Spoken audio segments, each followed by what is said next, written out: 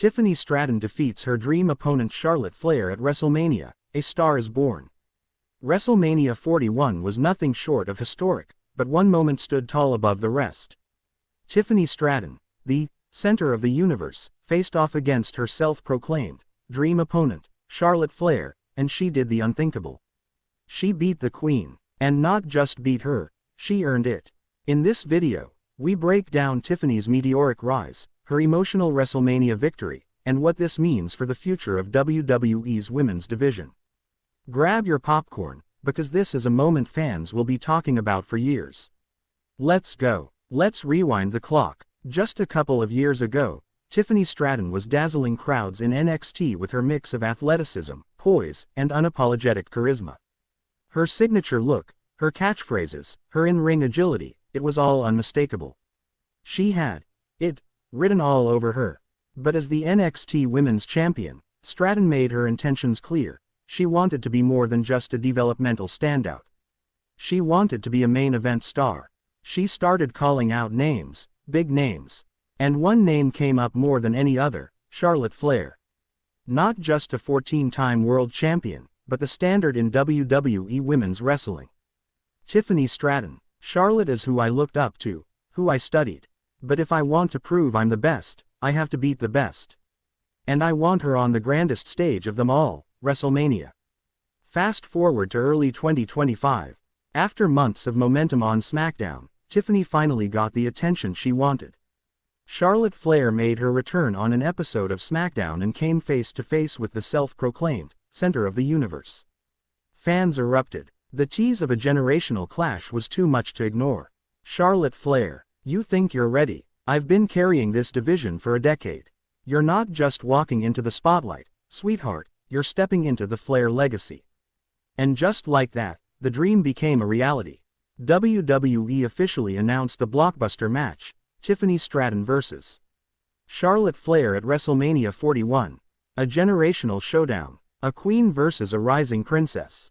Legacy versus evolution. What followed was weeks of tension, insults, and psychological warfare.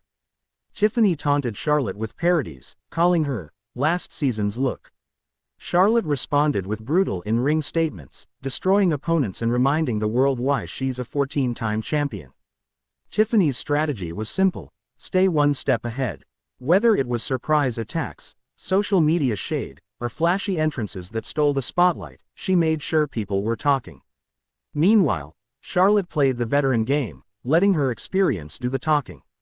But behind the sass and sarcasm, there was real emotion. Tiffany wasn't just chasing fame, she was chasing validation. Beating Charlotte at WrestleMania wasn't just about a win. It was about proving to herself, and the world, that she belonged.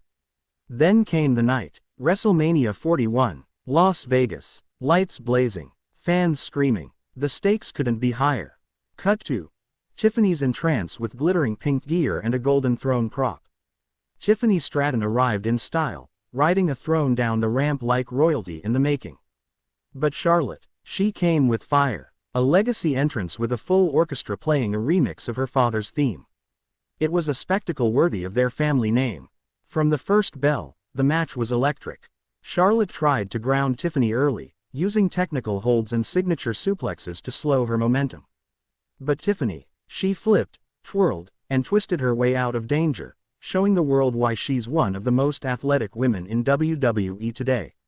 There were so many near falls, so many moments that had fans holding their breath.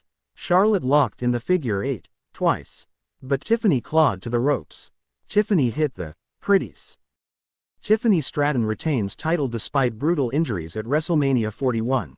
WrestleMania 41 was a night to remember. A night full of unforgettable moments, shocking turns, and epic battles. But perhaps the most jaw-dropping of all, Tiffany Stratton, the self-proclaimed center of the universe, walking out still champion, despite a brutal, injury-riddled war that pushed her to her absolute limit. How did she survive it? What really went down in that ring? And what does this mean for the future of the women's division? Stick around. We're breaking down every bone-crunching second of Tiffany Stratton's unbelievable title defense at WrestleMania 41. Tiffany Stratton entered WrestleMania 41 with gold around her waist, swagger in her step, and the confidence of a champion who had steamrolled nearly everyone in her path. Since capturing the title, Stratton had evolved from a flashy newcomer into a legitimate main event player. Her athleticism, charisma, and unapologetic attitude made her a polarizing figure, loved by some, hated by many, but undeniable all the same. Her opponent, a returning powerhouse, a former champion, a woman with vengeance on her mind and a point to prove, Raquel Rodriguez.